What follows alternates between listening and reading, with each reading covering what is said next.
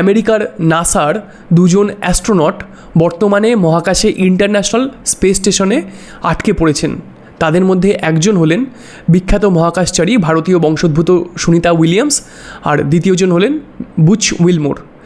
কেন তারা আজ মহাকাশে আটকে পড়েছেন সেটাই আপনাদের খুব সহজ সরলভাবে জানাবো। যে কোনো মহাকাশচারীকে মহাকাশে পাঠাতে হলে একটা স্পেস শাটল বা স্পেস ক্রাফটের মধ্যে তাকে বসিয়ে সেখানে পাঠাতে হয়। সেই স্পেস শাটলের ভেতরে মহাকাশচারী বসেন, আর একটা রকেট সেই স্পেস শাটলকে ক্যারি করে মহাকাশে পৌঁছে দেয়। তো আমেরিকার যে নিজস্ব স্পেস শাটল প্রোগ্রাম ছিল, সেই স্পেস শাটলকে আমেরিকা রিটায়ার করে দিতে বাধ্য হয়েছিল, কারণ সেই স্পেস শাটলে অনেক ত্রুটি দেখা গেছিলো আর দুটো মারাত্মক দুর্ঘটনার সাক্ষী হয়েছিল। একটা হলো চ্যালেঞ্জার। সেই চ্যালেঞ্জার স্পেস শাটলটি যখন উৎক্ষেপণ করা হচ্ছিল সে সময় সেটিতে ব্লাস্ট হয়ে যায়, ভেঙে পড়ে, আর সমস্ত অ্যাস্ট্রোনট যারা ভেতরে ছিলেন তারা সবাই মারা যান। আর সেকেন্ডটি হলো কলম্বিয়া স্পেসক্রাফট। আপনারা হয়তো মনে আছে সবারই যে ভারতীয় বংশোদ্ভূত আরেক বিখ্যাত অ্যাস্ট্রোনট কল্পনা চাওলা, তিনি সেই কলম্বিয়াতে ছিলেন। তো কলম্বিয়ার ক্ষেত্রে যখন ল্যান্ডিং করছিল মহাকাশ থেকে, তো সেই সময় সেই স্পেসক্রাফটটি মাঝ আকাশেই ভেঙে পড়ে। তো এরকম দুটো মারাত্মক দুর্ঘটনা হবার পর, যেখানে এই দুটো দুর্ঘটনা মিলিয়ে প্রায় 14 জন নাসার অ্যাস্ট্রোনট প্রাণ হারিয়েছিলেন, এরপর নাসা আর বিন্দুমাত্র রিস্ক নিতে চায়নি। তারা ইমিডিয়েটলি তাদের এই যে স্পেস শাটলটি ছিল সেটিকে রিটায়ার করিয়ে দেয়।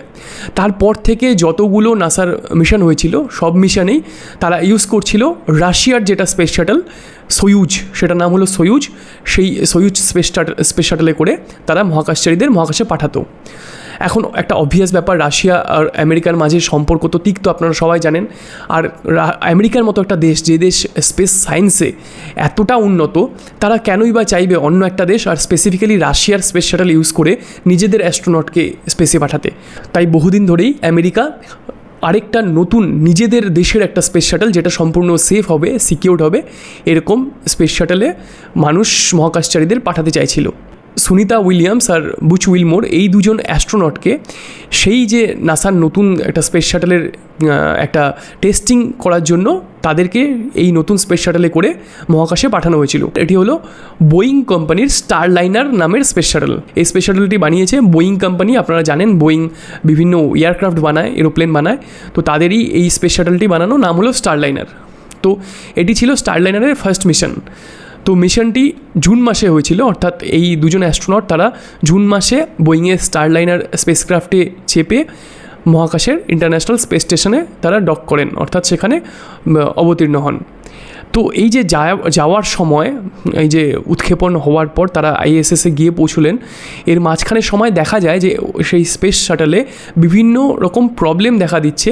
ফেরার সময় সেম প্রবলেমগুলো যদি এক্সিস্ট করে তাহলে একটা মারাত্মক দুর্ঘটনা ঘটতে পারে। কী প্রবলেম আছে সেটাও বলছি। স্পেস শাটলে যে থ্রাস্টার থাকে, বিভিন্ন জায়গার সেই থ্রাস্টারগুলো ঠিকমতো কাজ করছিল না। এর সাথে সাথে শাটলের বিভিন্ন জায়গা থেকে হিলিয়াম গ্যাস লিক করছিল। তাছাড়া যেই সফটওয়্যার সেই শাটলটিকে রান করছিল, সেই সফটওয়্যারের কনফিগারেশনেও আপডেটের দরকার ছিল। তো এরকম বেশ কিছু ম্যালফাংশনিং সেই স্পেস শাটলে, বোয়িংয়ের শাটলে দেখা যাচ্ছিল, যেইগুলো যদি কন্টিনিউ করে তাহলে ফেরার সময় সেখান থেকে হয়তো একটা রিস্কের কন্ডিশন, একটা রিস্কের সিচুয়েশন তৈরি হতে পারে। তো সেজন্য নাসা যেই মিশনটা, যেটা শুধুমাত্র একটা 8 দিনের মিশন হওয়ার কথা ছিল, জুন মাসেই শেষ হয়ে যাওয়ার কথা ছিল, সেই মিশনটাকে নাসা এখন ইনডেফিনিটলি এক্সটেন্ড করে দিয়েছে। যেহেতু শাটলটা পুরোপুরি সিকিউরড কিনা, সেফ কিনা, সুনিতা উইলিয়ামস আর বুচ উইলমোর এই দুজন অ্যাস্ট্রোনটকে ফিরিয়ে আনার জন্য সম্পূর্ণরূপে রিস্ক ফ্রি কিনা সেটা এখনও পর্যন্ত বোঝা যাচ্ছে না। সেজন্য নাসা তাদের স্টেটাকে এক্সটেন্ড করে দিয়েছে। এখন এখানে প্রশ্ন আসতে পারে যে তারা যে মহাকাশে আছেন এতদিন ধরে, কতদিন পর্যন্ত এই স্টেটা এক্সটেন্ড হতে পারে। নাসা বলছে যে হয়তো আগামী বছর 2025-এর ফেব্রুয়ারি মাসে তাদেরকে ফিরিয়ে আনার ব্যবস্থা করা হতে পারে, কারণ বোয়িংয়ের যে স্টারলাইনার স্পেসক্রাফট সেটার উপর কিন্তু নাসা আর ভরসা করছে না। বিভিন্ন রিপোর্ট থেকে জানা গেছে যে নাসা আর বোয়িংয়ের ম্যানেজমেন্টের মাঝে খুব তিক্ত ঝগড়াও হয়েছে এই ব্যাপারটি নিয়ে।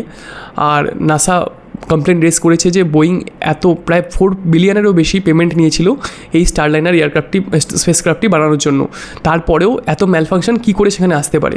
একদিকে বোয়িং বলছে যে তাদের স্পেসক্রাফট সেফ, সেটাতেই কিন্তু অ্যাস্ট্রোনটরা ফিরে আসতে পারে, অন্যদিকে নাসা সেটা মানতে রাজি নয়। নাসা বিন্দুমাত্র রিস্ক নিতে রাজি নয়, তারা এই স্টারলাইনারে কিন্তু এই অ্যাস্ট্রোনটদের ফিরিয়ে আনতে চাচ্ছে না। তাহলে তার অল্টারনেটিভ কী? অল্টারনেটিভ হলো, আপনারা জানেন ইলন মাস্ক বিলিয়নিয়ার, তার যে স্পেস কোম্পানি রয়েছে, স্পেস রিসার্চ কোম্পানি রয়েছে, প্রাইভেট কোম্পানি, সেটি হলো স্পেস এক্স, বিখ্যাত কোম্পানি। সেই স্পেস এক্সের ড্র্যাগন ফ্লাই বলে একটা স্পেসক্রাফট তারা বানিয়েছে। সেই স্পেস এক্সের স্পেসক্রাফট, সেটা ক্রু 9, সেটা নাম হলো ক্রু 9। সেই ক্রু 9 হয়তো এবছরের শেষের দিকেই ইন্টারন্যাশনাল স্পেস স্টেশনে যাবে। তো সেই স্পেস এক্সের ক্রু 9 স্পেসক্রাফটে করে নাসা আগামী বছর অর্থাৎ 2025 ফেব্রুয়ারিতে এই দুজন অ্যাস্ট্রোনটকে ফিরিয়ে আনবে বলে এখনও পর্যন্ত ঠিক হয়েছে। এখানে একটা নজর দেওয়ার মতো পয়েন্ট হলো যে স্টারলাইনার স্পেসক্রাফটে করে এই দুজন অ্যাস্ট্রোনট আইএসএসে গেছেন, সেই স্পেসক্রাফটের যে স্পেস স্যুট, অর্থাৎ যেটা পরে স্পেসক্রাফটের ভেতরে মহাকাশচারীরা বসে, সেই স্পেস স্যুট আর যেই ক্রু 9, যে স্পেস এক্সের যে ক্রু 9 স্পেসক্রাফটে করে তাদেরকে ফিরিয়ে আনার প্ল্যান করা হচ্ছে, দুটোর স্পেস স্যুট কিন্তু পুরোপুরি আলাদা। তাই এখানে একটা সমস্যার সৃষ্টি হতে পারে, কারণ তারা মহাকাশচারীরা তারা এক রকমের স্পেস স্যুট পরে ওপরে গেলেন, আর ফেরার সময় যদি তারা অন্য কোম্পানির স্পেস এক্সের যেটা শাটল সেটাতে করে ফেরেন, তাহলে তাদের কিন্তু অন্য একটা স্যুট লাগবে। তো সেই স্যুট নাসা বলছে যে যদি স্পেস এক্সের শাটল পাঠানো হয় তো এক্সট্রা স্যুট সেটাতে ক্যারি করা হবে এই দুজন মহাকাশচারীর জন্য। তো এখন তারা এই যে মহাকাশে আইএসএসে আটকে গেলেন একটা ইনডেফিনিট টাইমের জন্য, তো এই সময় স্বভাবতই একটা কনসার্ন দেখা দিচ্ছে যে সেখানে যথেষ্ট পরিমাণে খাবার দাবার, অক্সিজেন, বিভিন্ন মেডিসিনস এগুলো আছে কি না। তো নাসা বলছে যে এই যে জিনিসগুলো যেগুলো বাঁচার জন্য দরকার, অক্সিজেন, খাওয়া দাওয়া, মেডিসিনস, আরও যেসব বিভিন্ন রকম অ্যাক্সেসরিজ লাগে, সেগুলো নাসা রেগুলারলি যেগুলো বিভিন্ন রকমের কনসাইনমেন্ট পাঠানোর যে স্পেসক্রাফটগুলো থাকে সেগুলো দিয়ে নাসা কিন্তু স্টক রেখে দেয় ইন্টারন্যাশনাল স্পেস স্টেশনে। তাই তাদের আগামী বছর ফেব্রুয়ারি পর্যন্ত সেখানে থাকতে কোনো রকম অসুবিধা হবার কথা না।